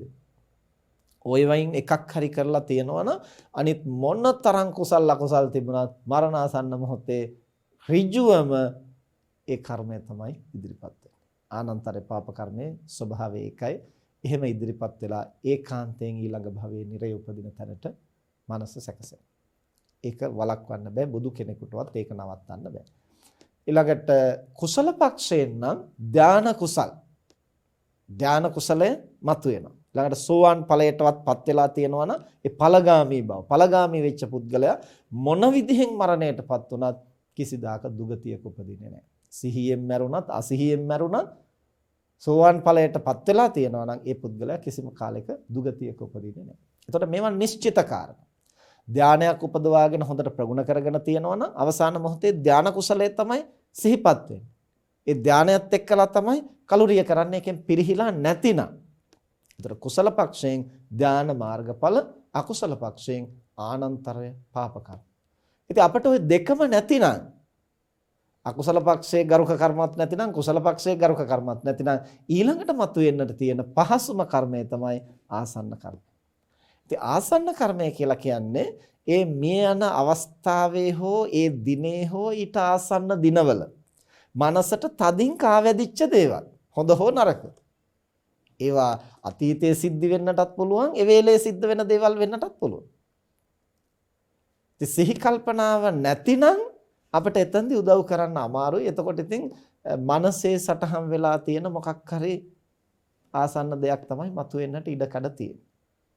ඒ කියන්නේ සිහි නැහැ කියන්නේ සිත නැහැ කියන එක නෙමෙයිනේ. සිහි නැහැ කියන්නේ මේ ඉන්ද්‍රයන්ගෙන් බාහිර අරමුණු ගන්නෙ නැහැ. ස්නායු පද්ධතිය මොළය අවශ්‍ය විදිහට ක්‍රියාත්මක වෙන්නේ නැහැ. එතකොට ඒ තනත්තාගේ සිත නැවත නැවත පහළ වෙන නම් අරමුණක් ගන්න ඕනනේ. අරමුණු නැතුව සිත් පහළ වෙන්නේ නැහැ. හට ගන්නා සිත වහා භාවයට යනවා. යලිත් අරමුණක් ගනිමින් තමයි සිත් පහළ වෙන්නේ. එතකොට දැන් ඉන්ද්‍රිය හරහා අරමුණු ගන්න බැරි වෙනකොට ඒ පුද්ගලයාට අරමුණු ගන්න පුළුවන් කොතනින්ද? මනසේ පෙර සටහන් වෙච්ච සංඥා. එතකොට සිහින දකින්නාසේ අර මනෝ භාවයන්ම නැවත නැවත යලි මතුවේවි අරමුණු කරන්න පටන්. ඉතින් එහෙම සිහි කල්පනාවෙන් තොරව හිටියොත් අපට උදව් කරන්න බෑ. මේ යන තැනත්තා සිහි කල්පනාවෙන් යුක්තව ඉන්නවා නම්, කන ඇහෙනවා නම්, ඇස් පේනවා නම්, අපි කරන කියන දේ දැනෙනවා නම්, අපිට ගොඩක් පුළුවන් උදව් කරන්න ඒ අයට හොඳ කුසලයක් සිහි කරගෙන සතුටු සිතින් මේ යන්නට. හැබැයි එහෙම කරනකොටත් අපි හොඳ විචක්ෂණ බවකින් කටයුතු කරන්නට ඕන. මොකද මේ යන අවස්ථාවේදී ඒ පුද්ගලයාගේ මනස සකස් කරන්න උදව් වෙන්න පුළුවන් වෙන්නේ ඒ චරිතය ගැන, ඒ පුද්ගල ස්වභාවය ගැන, සිතුම් පැතුම් ගැන, ආකල්ප ගැන හොඳ වැටහීමක් තියනවා නම් විතරයි. එහෙම නැතුව උදව් කරන්න ගියොත් අපේ උපකාරයම කන පිටට යන්නත් පුළුවන්. දැන් අපේ ජීවිතේ ඕන තරම් අපිට එහෙම අත්දැකීම් තියෙනවා. එක අවස්ථාවක ඔය අපේ දායක පවුලක තාත්තා කෙනෙක් වයෝවෘද්ධ කලක් ඉඳලා මේ යන්නට ආසන්නයි කියලා දරුවෝ ඇවිදින් පන්සලට ඇවිත් කිව්වා හාමුදුරුවෝ වැඩමගෙන යන්න ඕනේ කියලා. ඉතින් මට තමයි යන්න ඕනේ. මම ගිහිල්ලා වෙලා කතා බහ කරලා බැලුවා මේ තාත්තා මොනවද ජීවිතේ කරගෙන තියෙන කුසල්. ඉතින් විශේෂ පින්කමක් කරපු බවකුත් නැහැ. ඉතින් ටිකක් හිත හදා ගන්නට කරුණු කියලා පිරිත් ටිකක් සජ්ජායනා කරලා ආපහු එන්න සූදානම් වෙනකොට අර දරුවන්ට ඕන වුණා තාත්තලවා හොඳ කුසලයක් සිද්ධ කරවන්නට. ඒ නිසා දැන් පිරිත් කියලා ඉවර වුණාට පස්සේ තාත්තා එහෙනම් මේ පිරිකර තාත්තා අත ගහලා පූජා කරන්න කියලා තාත්තා අතට දුන්නා පිරිකරක්. එතන පිටි පැකට් එකක්ද කොහෙද තිබුණේ. දැන් ඒක දුන්නාට පස්සේ අර තාත්තා මොකද කළේ? ඒක දෑතින්ම අරගෙන පපුවේ තියාගෙන බදාගත්තා. දැන් දෙන්නේ නැහැ මේක. දැන් තාත්තා ඔක පූජා කරන්න හාමුදුරුවන්ට. ඔක පූජා කරන්නයි දුන්නේ. පූජා කරන්නකොට කොහොමවත් පූජා කරන්නේ නැහැ. ඊට පස්සේ ඉතින් අර දරුවෝ හරි අමාරුවෙන් අර අත් දෙක ඇද්දලා බලහත්කාරයෙන් වගේ අර පිරිකර අරගෙන මගේ අතට දුන්නා. ඉතින් මට එපා කියන්නත් බෑ මොකුත් කියන්න බෑ. මම ඒක අරගෙන ආපහු ආවා. එනකොට මට කල්පනා වුණා හදිස්සිය මිය ගියොත් මොකක් වෙයිද කියලා. මම පන්සලට එන්නත් ඉස්සෙල්ලා ඒ තාත්තා මිය ගියයි කියලා පන්සලට කතා කරලා කියලා. ඉතින් එතකොට ඒ අවසාන අවස්ථාව යහපතක්ද අයහපතක්ද කියලා අපිට නිශ්චය කරගන්නට බෑ. ඇයි දැන් අර සියල්ල Tamanට අහිමි වෙන්නට යන අවස්ථාවේ තව එකක් අතට දීලා ඒකත් බලාත්කාරයෙන් උදුරලා ගන්නකොට. ඉතින් ඒ නිසා අපි හරි පරිස්සම් වෙන්නට ඕනේ. මේ මිය යන අවස්ථාවේ ඒගොල්ලන්ගේ සිතුම් පැතුම් සහ ඒගොල්ලන්ගේ ස්වභාවය හඳුනාගෙන උපකාර කරනවා. ඒ වගේම තමයි සමහර කෙනෙකුට දැන් අපි හිතනෝනේ හාමුදුරුවමක් වැඩමවලා පිරිත් ටිකක් කියන එක, බණ ටිකක් කියන එක, පිරිකරක් පූජා කරන එක ඒක තමයි මැරෙන මොහොතේ කරන්න තියෙන හොඳම දේ කියලා. අපි හොඳම දේ කියලා හිතුවට සමහරට මේ යන තාත්තා හෝ අම්මා හෝ ඒ දෙන්නත් බොහොම සද්ධාව තියන අය වෙන්න පුළුවන්. හැබැයි සමහරු තැති ගන්නවා අර මරණයට අකමැති නම් හාමුදුරුවෝ වැඩමව පිරිත් කියන්න කියනකොට ඒගොල්ලන්ට සංඥාවක් එනවා. එහෙනම් මැරෙන්නද දන්නේ යන්නේ. මේ හාමුදුරුවෝ වැඩම වෙනනම් අන්තිම අවස්ථාව නිසාද දන්නේ. එහෙම සංඥා ඇති වෙලා තැති ගන්න අවස්ථාවලුත් තියෙනවා. ඉතින් ඒ නිසා අපි බොහොම පරිස්සමින් ඒගොල්ලොත් එක්කලා කතා බහ කරලා ඕන ඒ සංඥා ඇති කරන්න. ඒක මේ 아무තු දෙයක් කරනවා කියලා හැඟෙන්නේ නැති වෙන්න බොහොම පරිස්සමින් සාමාන්‍ය දෙයක් හැටියට කරන්න අපි සැලකිලිමත් වෙනවා. ඉතින් ඒකට හොඳම දේ තමයි කලිනුත් වරක් දෙකක් හාමුදුරුවෝ වැඩමවලා පිරිත් ටිකක් කියලා දකින්න සලස්සලා අන්න එහෙම කළොත් උපායශීලීව අර එකපාරට අවසාන අවස්ථාවේ එක්කන් එනවට වඩා ඒක සාමාන්‍ය දෙයක් බවට එතකොටපත් වෙනවා. දැන් ඔය අපි අපේ පන්සල කිට්ටුවම දායක නිවසක එක තාත්තා කෙනෙක් මේ යනකොට ඉතින් ඒ පුතා හරීම පන්සලට ලැබී වික්ෂුන් වහන්සේලා අසුරු කරන සද්ධාව තියෙන කෙනෙක්. නමුත් ඒ තාත්තා එහෙම කෙනෙක් නෙවෙයි. දවස මුළුල්ලෙම මත්පැන් බීගෙන තමයි හිටියේ. එතකොට මේ යන්නට ආසන්න වෙනකොට මේ ඒ කියන්නේ බීලම අක්මාව දිය වෙලා අසාධ්‍ය වෙලා මරණයටපත් වුණා. එතකොට රෝහලේ ඉන්නකොට ලොකු හම්දුරුයි මමයි ගියා බලන්න ගියන් පස්සේ ඉතින් අපි කිව්වා මේ අසනීප වෙලා ඉන්න නිසා මේ බලන්න ආයේ පිරිත් ටිකක්වත් කියලා යන්නේ. පිරිත් කියන්නේ මොකටද? දැන් මට පිරිත් කියන්න ඕනේ නැහැ. මට මොකුත් අමාරුවක් නැහැ මේ දොස්තර මහතුරු බෙහෙත් කරනවා දැන් සනීප වෙන්න යන්නේ. කියන්නේ. එතකොට අපේ ජීවිතේ පළවෙනි අත්දැකීම මට මතක හැටියට පිරිත් ටිකක් කියන්න යනකොට පිරිත් කියන්න එපයි කිව්වා. එතකොට ඒ පෞකාරකම නිසාම නෙමෙයි. ඔහුට දැන් අර භික්ෂුන් වහන්සේලා පිරිත් කියන්න ආවා කියනකොට පොඩි තැතිගැන්මක් ඇති වෙනවා. දැන් අර ජීවිතය ගැන අභිමාණයෙන් හිටියා වුණාට දැන් එහෙනම් මේ අවසාන අවස්ථාවද ඒක ඔහුගේ මනසින් පිළිගන්න ඔහු සූදානම් නැහැ. ඒක තමයි අර භික්ෂුන් වහන්සේලා ඉදිරියේ කෙලින් මේක ප්‍රතික්ෂේප කළා. ඒක තේරුම් ගත්තට පස්සේ ඊට පස්සේ ස්පිරිතාලෙන් ගෙදර එක් කරගෙන ආවා. ගෙදර එක්කන් ආවට පස්සේ ඒ පුතා නැවත මට කිව්වා නේ හම්දුන පිරිත් ටිකක්වත් කියන්න ඕන. මම කිව්වා පිරිත් කියන්න ලෑස්ති කරන්න එපා. එහෙම වුණොත් හොඳක් කරන්න ගියාට ඒ බලාපොරොත්තු වෙන හොඳේ නෙමෙයි සිද්ධ වෙන්නේ. ඒ නිසා මම කිව්වා පිරිත් කියන්න නෙමෙයි තාත්තට කියන්න දැන් ඒ පුතත් එක්ක අපි ගොඩක් හිතවත් නිසා තාත්තට කියන්න හාමුදුරුවෝ කිව්වා තාත්තා බලලා යන්න එන්න ඕන කියලා. එහෙම කියන්නේ. කියලා මම ඉතින් පොඩි අපිට හම්බෙලා තියෙන පිරිකර ටිකක් එහෙමත් අරගෙන මම ගියා. ගිහිල්ලා වෙලා මේ අසනීපෙන් ඉන්න නිසා බලලා යන්නයි ආවේ කියලා ඉතින් කතා කරලා ඔළුව අත ගාලා සෝද පිරිත් මොකුත් කිව්වේ නැහැ. ඊට පස්සේ අර ටිකක් දීලා හිතවත්ව කතා කරලා ඊට පස්සේ ඊළඟ දවසෙත් මම කිව්වා තව දවසක් ලෑස්ති කරන්න හාමුදුරුවෝ එන්න ඕන කියලා කියනවා කියලා ආයෙත් දවසක් ගිහිල්ලා ඔය දත් බෙහෙත් ටිකක් පළතුරු ටිකක් කොහොම දීලා. ඊට පස්සේ දැන් දවස් කීපයක් ගියාම මේ තාත්තා අහනවලු හාමුදුරුවෝ ටික දවසකින් ආවේ නැහැ මොකද දන්නේ නැහැ නේද? හාමුදුරුවෝ ආයේ වඩිත් දන්නේ නැහැ නේද? දැන් ඔන්න එයාට අවශ්‍යතාවය ඇති වෙනවා. ඊට පස්සේ ආයෙසරයක් ගියා. ගිහිල්ලා ඊට පස්සේ මං කිව්වා දැන් තාත්තගේ මනස දැන් යම් ප්‍රමාණයකට සැකසීලා තියෙන්නේ අර තැතිගැන්ම අඩු වෙලා තියෙන්නේ. දැන් අපි උපායශීලීව දැන් පිරිත් කියන්න බණ කියන මට්ටමට අපි සකස් කරමු. ඊට පස්සේ දැන් ඒක කියන්නේ කොහොමද? මං කිව්වා කවුරු හරි තව ඉන්න ඥාතියෙකුට හරි කාට හරි එන්න කියලා. ඊට පස්සේ ලොකු අම්මා කෙනෙක් ලොකෝ දැවිත් තිබුණා. ආවට පස්සේ දැන් මම ගියාට පස්සේ අර පුතා කිව්වා මේ පිරිත් ටිකක්වත් කිව්වොත් හොඳයි නේද? මම කිව්වා නෑ නෑ පිරිත් කියන්න ඕනේ නෑ. පිරිත් කියන්නේ මොකටද තාත්තට දැන් මේ හොඳට සනීපෙන් ඉන්නේ කියලා මම කිව්වා. එතකොට ඒ තාත්තා කිව්වා නෑ ඉතින් ඔය ලොකු අම්මට එහෙම අහන්න ඕන නම් කිව්වට කමක් නෑ. දැන් එයාට ඕන ආශිර්වාදේ. හැබැයි අර මනසින් එන තැතිගැන්ම නිසා එයා ඒක සුහදශීලීව පිළිගන්න ලෑස්ති නැහැ. එතකොට දැන් අර වෙන කෙනෙකුගේ අවශ්‍යතාවයක් වගේ වෙනකොට ඒක එතකොට Tamanට අර තවන් හදාගත්තු ප්‍රතිරූපයට එතකොට හානියක් නැහැනේ. දැන් මේ ජීවිත කාලෙම මත්පැන් බීලා දැන් අන්තිමට තමයි මේ බණ පිරිත් මතක් වෙලා තියෙන්නේ වගේ ඒ හැඟීම එනකොට පොඩි හීනමානයක් Tamanට එනවනේ. එතකොට ඒකට සූදානම් නැහැ. ඊට පස්සේ ආයෙත් ලොකු අම්මා හැමත් ඇවිත් ඉන්න නිසා ඒගොල්ලන්ටත් ඕන නම් එහෙනම් අපි පිරිත් ටිකක් කියමු කියලා ඔන්න ඊට පස්සේ පන්සිල් සමාදන් කරලා ඉතින් හොඳට පන්සිල් සමාදන් වෙලා පිරිතුත් අහලා ඊට පස්සේ ඉතින් අපි ටික උපදෙස් දුන්නා ඉතිපිසෝ ගාතාව කියන්නේ ඒක සිහි කර ඉන්න. ඉතින් අපි විශ්වාස කරනවා ඉතින් ගොඩක් යහපතක් ඒ තාත්තට වෙන්න ඇති. නමුත් ඒවා ලේසි නෑ එහෙම කරන්න. මොහොම උපායශීලීව උපක්‍රමශීලීව ඕන අපි ඒගොල්ලන්ට උදව් කරන්න. ඊළඟට තව සමහර අවස්ථාවල දැන් ඒ මරණාසන්න අවස්ථාවේ පීඩා විඳිනවන්නේ කියලා දරුවෝ උත්සාහ කරනවා පීඩාව දුරු කරන්න. ඉතින් ඒකට රෝහලට ගෙනහිල්ලා අර නහයට කටට බට ගහලා සමහර වෙලාවට එහෙම කරන අවස්ථා. දැන් හදිසි අනතුරක් වෙලා ශනිකව ප්‍රශ්නයක් මතුවුනොත් අපිට රෝහලට ගෙනහිල්ලා දැඩි සත්කාරයකට ගෙනහිල්ලා ඒ වගේ බට හරි මොනවා හරි ගහලා රැක ගන්න උත්සාහ කරන්න වෙනවා. හැබැයි දැන් වෛද්‍යවරු තීරණය කරලා තියෙනවා නම් දැන් ගොඩ ගන්න පහසු නැහැ කියලා අපටත් පැහැදිලිව තේරෙනවා නම් දැන් මේ අවසාන අවස්ථාවටයි එමින් පවතින්නේ කියලා ඉන් එහාට අපි නිකන් බොළඳ වෙලා හැංගීම්බර වෙලා අනේ තව පැයක්වත් ජීවත් කරගන්න අපි මෙච්චර මේ අපිට එන්නත් බැරි වුණා සලකන්නත් බැරි වුණා ළඟ ඉන්නත් බැරි වුණා තව පැයක්වත් තියාගත් එහෙම නිකන් අනුවන වැඩ කරන එක නම් යෝග්‍ය නැහැ. මොකද මේ අවසාන අවස්ථාවේ මේ යන කෙනාට තියෙන්න ඕන සැහැල්ලුවෙන් අවසන් හුස්ම හෙලන්න. ඒතර අර තියෙන පීඩා මදිවට නහයෙන් කටින් බට දාලා ඒ පීඩාව කොහොමද? දැන් අපේ කටින් අපේ නහයෙන් බටයක් දානකොට අපිට කොච්චර අමාරුද? ඉතින් ඒ නිසා ඒ වගේ දේවල් අත්‍යවශ්‍ය නම් කරනවා මිසක් එහෙම නැත්නම් අපි මොනම හේතුවක් නිසාවත් පෙනි දැන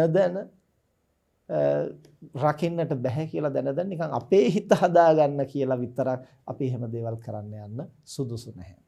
මොකද එහෙම කරන්න ගියොත් අපි හිතන යහපතට අපි බලාපොරොත්තු වෙන්නේ මේ දවසක් දෙකක් රැකගන්න. හැබැයි දවස් දෙකක් රකින්න ගිහිලා එයාගේ ඊළඟ ආත්ම භාවයම විපතට හෙලෙන්න පුළුවන්. මනස වික්ෂිප්ත වුණොත් පීඩාකාරී. ඒ නිසා හොඳම දේ තමයි රකින්න පුළුවන් තාක් අපි රකින්න උත්සාහ කරන්න ඕන. රකින්න බෑ කියලා වැටහුණාට පස්සේ අනිත් අය මොනවා කියයිද චෝදනා කරයිද කියලා ඒව ගැන හිතන එක නෙවෙයි කරන්න නැත්තේ එතනින් එහාට එයාගේ පුළුවන් තරම් හිත සකස් කරලා තියන්නට.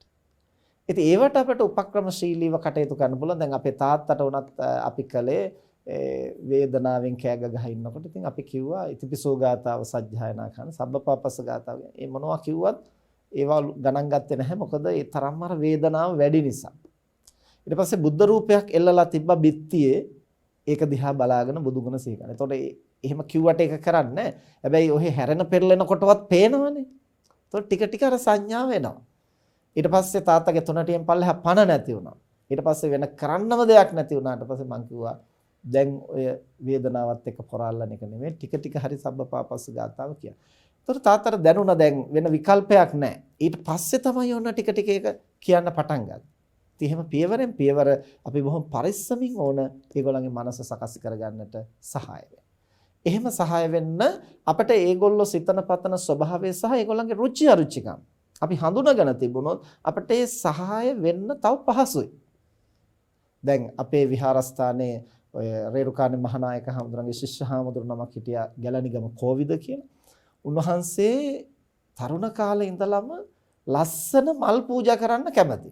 උන්වහන්සේගේ රූපෙත් බොහොම ලස්සනයි. එතකොට ලස්සන මල් පූජා කරන්න කැමති. ඉතින් මේක අපි දැනගෙන හිටියා. ජීවිතයේ අවසාන කාලේ උන්වහන්සේ තරමක් රෝගී තත්ත්වයෙන් හිටියේ ස්නායු ආබාධයකුත් එක්කලා. ඉතින් අන්තිම කාලේ මේ උන්වහන්සේට මල මුත්‍රාවත් පාලනය කරගන්නට ශක්තිය නැහැ කයි ස්නායු දුර්වලකමත්. සමහරවිට මෙහෙම ඇවිදගෙන යනකොට මල මුත්‍ර පහ වෙනවා. ඉතින් පොඩි හාමුදුරුවෝ මුළු කාමරේම සෝදලා උන්වහන්සේගේ සිවුරු හොදලා උණු වතුරෙන් ඇඟ සෝදලා පිරිසිදු කරලා ඉතින් අවසාන කාලේ හරියට උන්වහන්සේ වෙනුවෙන් එහෙම කැප වුණා. ඉතින් අන්තිම දවස් දෙක වෙනකොට උන්වහන්සේ හරියට නිකන් වේදනාවෙන් දඟලන්න ගත්තා. ඉතින් ගොඩාක් දෙනෙක් කිව්වා යෝජනා කළා ස්පිරිතාලෙ එක්කන් යන්න සේලයින් දෙන්න. නමුත් අපේ කිරියුරු නායක හඳුරු බොහොම බුද්ධිමත්ව තීරණය කළා නෑ මේ වෙලාවේ එහෙම ස්පිරිතාලෙ ගෙනහිල්ලා පීඩා කරන එක නෙවෙයි කරන්න ඕන හිත සැහැල්ලු කරගෙන නිදහස් වෙන්නට ඉඩ හරින එකයි කළ යුත්තේ කියලා හොඳට සෝදලා පිරිසිදු කරලා අර දඟලන නිසා ඇඳේ තියෙන්නත් බෑ ඇඳෙන් වැටේ කියලා ඒ නිසා හොඳට බිම පිරිසිදු කරලා මෙට්ට දාලා බිම උන්වහන්සේ සැතපෙව්වා. සතප්පවලා පිරිත් ඇහෙන්න සලස්සලා තිබුණා. ඉතින් අන්තිම වෙලාවේ කිරියුරු විනායක හාමුදුරුවෝ ඇවිදින් අර පිරිත් කැසට් එක නවත්තලා අතින් අල්ලගෙන දැන් මම පිරිත් කියන්නම් හොඳට අහගෙන ඉන්න කියලා ඉතිපිසෝ ස්වාක්කාතෝ සුපටිපන්නෝ ගාත හොඳට සද්ද කරලා කිව්වා උන්වහන්සේට ඇහෙන්න. උන හොඳට අහුම්කන් දීගෙන හිටියා. ඊට පස්සේ අපි මොකද කළේ ඉක්මනට මේ යවලා මල් ගෙන්නුවා. නෙළුම් මල්, මානෙල් මල්, ඕලු මල්, නොයෙක් මල් ಜಾති ගෙන්නුවා. උන්වහන්සේ කැමතිම මල් ಜಾති. ගෙන්නලා සම්පූර්ණ පෝච්චි වලට දාලා අර වටේම මල් තිබ්බා. දැන් මේ පැත්තට හැරුණත් මල් පේනවා, මේ පැත්තට හැරුණත් මල් පේනවා. ඊට ලණුවක් දාලා උඩිනුත් මල් පොකුරක් එල්ලුවා. දැන් උඩ බලාගෙන හිටියත් මල් පේනවා. එහෙම සකස් කරලා අර පිරිත් කියනකොට අර තරම් දඟල හිටපු හාමුදුරුවෝ බොහොම සංසුන්ව හොඳට ඇස්සරලා ඒ මල් ටික දිහත් බලනවා. අර පිරිත් කියන හඬත් හොඳට සංඥාව ගන්න. ඉතින් අපි හොඳාකාරවම දැනගෙන හිටියා උන්වහන්සේට ලස්සන මල් දකින්නකොටම සිහි වෙන්නේ බුදුහාමුදුරුවෝ. බුදුහාමුදුරුවෝ සිහි වෙනකොට උන්වහන්සේගේ පැතුම සිහි වෙනවා. උන්වහන්සේ මල් පූජා කරලා හැමෝටම ඇහෙන්න උන්වහන්සේගේ ප්‍රාර්ථනාව හයියෙන් කියනවා. ඒ අර ස්නායු දුර්වලකමත් එක්ක වෙන්න ඇති ඉතින් ඒ ස්වභාවය. ඉතින් නමුත් ඒ හයියෙන් කියපු නිසා අපි දැනගෙන හිටියා උන්වහන්සේගේ ප්‍රාර්ථනාව. ඒ නිසා අර දැන් මල් පෙනෙනකොට බුදුහාමුදුරුවෝ සිහි වෙනවා. බුදුහාමුදුරුවෝ සිහි වෙනකොට උන්වහන්සේගේ ප්‍රාර්ථනාව සිහි වෙනවා. ඉතින් එහෙම උපායශීලීව අපට අන් අයගේ මනස සකස් කරන්න, දර්ශනයෙන් සකස් කරන්න පුළුවන්, ශ්‍රවණයෙන් සකස් කරන්න පුළුවන්, යම් සංඥා වලින් සිහි කරන්නට පුළුවන්.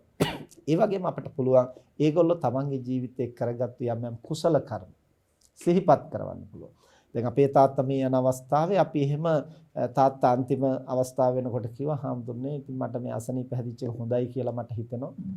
මම ඇහුවා ඇයිද කියලා. එතකොට කිව්වා එහෙම නොවුනා නම් මම කවදාවත් ජීවිතය ගැන මේ තරම් ගැඹුරින් වටහා ගන්නේ නැහැ. දැන් මට ජීවත් වුණත් ප්‍රශ්නයක් නැහැ, මිය ගියත් ප්‍රශ්නයක් නැහැ. ඕන වෙලාවක දැන් මම යන්න ලෑස්තියි. ඉතින් එහෙම කියනකොට මම ඇහුවා දැන් තාත්තා කොහෙටද යන්න බලාපොරොත්තු වෙන්නේ? එතකොට තාත්තා කිව්වා දෙව්ලොව නම් යන්න අපේක්ෂාවක් නැහැ. මනුස්ස ලෝකෙ උපදින්න තමයි කැමති. එතකොට මම ඇහුවා දැන් මනුස්ස ලෝකෙ උපදිනවා නම් තාත්තා සිහි කරන කුසලය මොකද්ද? මොකද්ද තාත්තගේ මතකයට එන්නේ? එතකොට තාත්තා කිව්වා මගේ දරුවෙක් මම ශාසනයට පූජා කරලා තියෙනවා. අවුරුදු 9ක් විතර මම හාමුදුරුවන්ට උපස්ථාන කළා. මම ඒක සිහි කරනවා. එතකොට එහෙම හොඳ සිහි කල්පනාවක්. පස්සේ මම කිව්වා එහෙනම් ගොඩක් ಜಾති සිහි කරන්න යන්න ඕනේ නැහැ. ඕකම නැවත සිහි කරන්න. එතකොට තාත්තා කිව්වා ඔය ගොඩක් ಜಾති සිහි කරන්න කිව්ව දොඩක් ගොඩ බදාගත්තා වගේ එකක් වත් නැතුව ඒ නිසා මේක විතරක් මම සිහි කරන්න. එහෙම හොඳ සිහි කල්පනාවෙන් අවසාන මොහොත දක්වා පවතින්නට පුළුවන් වුණා. ඉතින් ඒක එක එක්කෙනාගේ පුද්ගලයාගෙන් පුද්ගලයාට වෙනස් වෙනවා. සාංශාරික ස්වභාවයේ කර්ම ශක්තිය අවසාන මොහොතේ ඇති වෙන රෝගාබාධ වයෝවෘද්ධ භාවය මේ සියල්ලක් එක්කලා සිහියෙන් ඉන්නවද නැද්ද කියන එක තීරණය වෙන්නේ ඒ පුද්ගලයාගේ ස්වභාවයත් එක්ක. අපට ඒබඳු කෙනෙකුට උදව් කරන්න පුළුවන්. හැබැයි සිහි කල්පනාව තියනවා නම් පමණයි.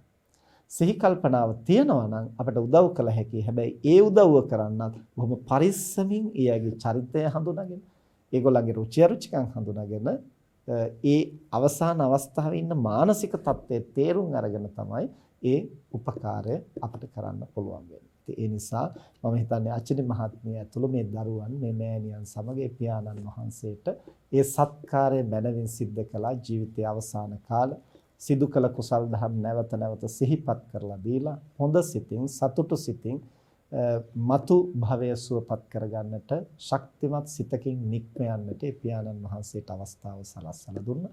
ඉතින් දරුවන් හැටියට අම්මා තාත්තා වෙනුවෙන් අපිට කරන්න පුළුවන් හොඳම යුතුයකම ජීවත්ව ඉන්න තාක්කල් ඒ අයට කන්න බොන්න අදින්න පළඳින්න බෙහෙත් තේත් අප උපස්ථාන ඒවා සලස්සා දෙනවා වගේම ඒවෙන් විතරක් මව්පියන්ගෙන් ගත්තු ණය නිදහස් වෙන්නේ නැහැ කියලා බුදුහාමුදුරුවෝ දේශනා කළේ.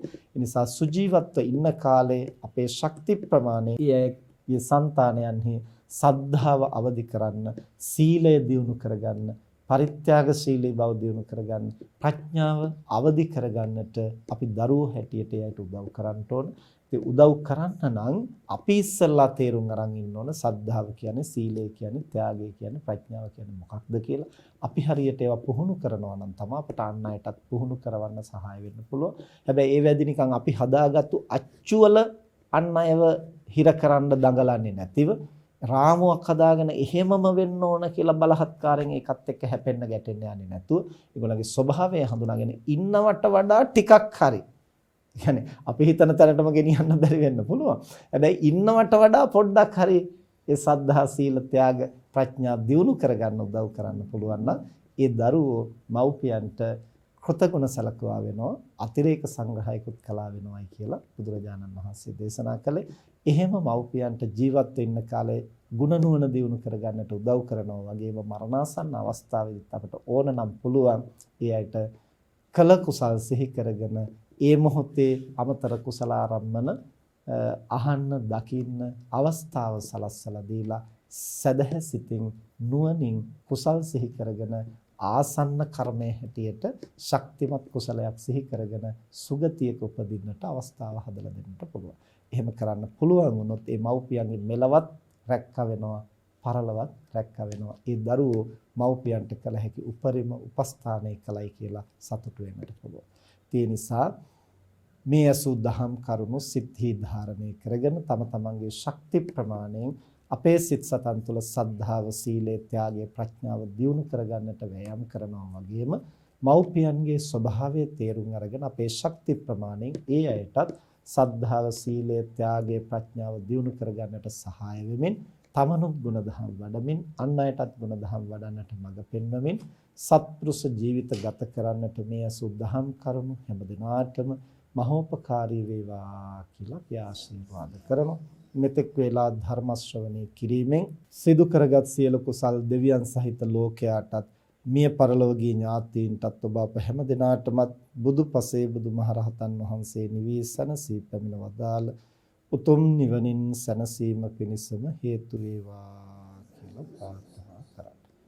ආකාසට්ඨා ච භුම්මට්ඨා දේවා නාග මහිද්దికා පුඤ්ඤන්තං අනුමෝදිත්වා චිරං රක්ඛන්තු ශාසනං. ආකාසට්ඨා ච භුම්මට්ඨා දේවා නාග මහිද්దికා පුඤ්ඤන්තං අනුමෝදිත්වා චිරං රක්ඛන්තු දේශනං. ආකාසට්ඨා ච භුම්මට්ඨා දේවා නාග මහිද්దికා පුඤ්ඤන්තං අනුමෝදිත්වා චිරං රක්ඛන්තු ත්වං සදා. අද ධර්මදේශනාවෙහි දායකත්වයෙන් දරන්නේ අචිනී, අරුණ, අයේෂා යන දූ දරුවන් සහ එම මෑණියන් ඇතුළු පවුලේ පින්වත් පිරිස විසින් පින්කමෙහි ආරම්භන ජනවාරි මාස 27 වෙනි දින 73 වන ජන්මදිනයේදී තිබුණු 2019 දෙසැම්බර් 30 වන දින අභාව ප්‍රාප්ත වන්නට යෙදුණු RAS පෙරේරා ආදරණීය පියාණන් වහන්සේගේ භව ගමන සුවපත් කිරීමට සහ ඉක්මන් භවයකදී චතුරාර්ය සත්‍ය අවබෝධය සඳහා මේ කුසල් හේතු වේවා කියන ප්‍රාර්ථනාව පෙරදරි කරගෙන මිය පරලොව ගිය මව්පිය දෙපාර්ශ්වයේ සියලු ඥාති පරම්පරාවට පුණ්‍යානුමෝදනා කිරීමත් ඒ වගේම සහභාගී වූ සැමට චතුරාර්ය සත්‍ය අවබෝධයේ පිණිස හේතු වේවා කියන ප්‍රාර්ථනාවත් ඇතිව අද ධර්ම දේශනාවෙහි දායකත්වයේ දරනෝ සෑම දිනාටම ධම්ම අසන්නට අවස්ථාව සලස්වා දීම තමනුත් ධම්ම අසලා සියස රූප ವಾಹಿನಿ නාලිකාව ඔස්සේ ලෝකේ පුරා ධම් අසන්නට කැමැති සදහැවත් බෞද්ධයින්ට ධර්ම ශ්‍රවණය කරන්නට අවස්ථාව සලස්වලා දෙමින් ධර්ම දානමේ මහ පිංකමක් සිදු කරගත්තා. තම තමනුත් සිහිනුවණින් ධර්ම ශ්‍රවණය කිරීමෙන් ප්‍රඥාව දියුණු වෙන මහ පිංකමක් සිදු කරගත්තේ. ධර්ම පරිස්කාරාදී පූජා කිරීමත් ජීවිතයේ සැප ලැබෙන පිංකම්. මේ ਸਰව ප්‍රකාරයෙන් සිදු කරගත්තා වූ සියලු කුසල් ලෝකය සම්බුද්ධ ශාසනය ආරක්ෂා කරන පින්තුන් ආරක්ෂා කරන ඉන්ද්‍රාදී සියලු පින් කැමැති දෙවි දේවතාවෝ දේව මාතාවෝ සතුටින් අනුමෝදන් වෙත්වා දෙවියන්ගේ දිවයිසුරු සම්පත් වර්ධනය කරගනිත්වා සම්බුද්ධ ශාසනයත් මනුෂ්‍ය වර්ගයාත් චිරාත් කාලයක් එහෙන් ආරක්ෂා කෙරෙත්වා මේ ආදරණීය මෑණියන් වහන්සේ ඇතුළු දූ දරුවෝ මුණුබුරු මිනිබිරි සියලු දෙනාටමත් මේ පවුල් වලට සහ සම්බන්ධ පින්වත් සෑම සියලු දෙනාටමත් දෙවියන්ගේ ආශිර්වාදයේ රැකවරණය නොමදව සැලසේවා දෙවියෝත් ප්‍රාර්ථනීය බෝධියකින් නිවන් දකිත්වා කියලා ප්‍රාර්ථනා කරන් 2019 දෙසැම්බර් මාස 31 වන දින අභාව ප්‍රාප්ත වන්නට යෙදුණු RAS පෙරේරා ආදරණීය ස්වාමි පුරුෂයාණන් දයාබර පියාණන් මාමා සීයා ආදි වශයෙන් කල්පනා කරගෙන එතුමන් ඇතුළු මේ හැම දෙනාගේම පරම්පරාවල මියගිය සියලු ඥාති හිත මිත්‍රාදීන් මේ කුසල් දහම් සතුටින් අනුමෝදන් වෙත්වා භව ගමන සුවපත් කරගනිත්වා ප්‍රාර්ථනීය බෝධියකින් නිවන් දකිත්වා කියලා ප්‍රාර්ථනා කරා.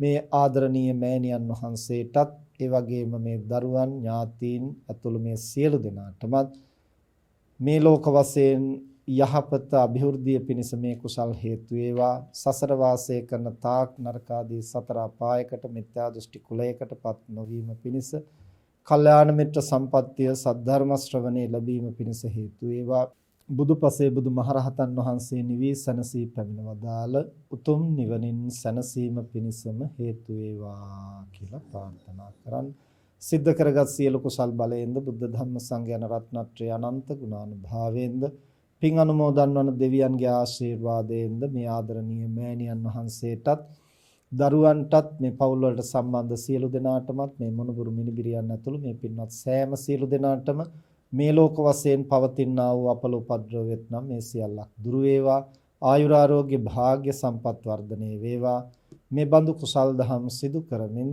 තමන්ටත් ලෝකයටත් සම්බුද්ධ ශාසනයටත් වැඩදායක වාසනාවන්ත ජීවිත ගත කරන්න හැම දිනාටම ශක්තිය ලැබේවා කියලා ආශිර්වාද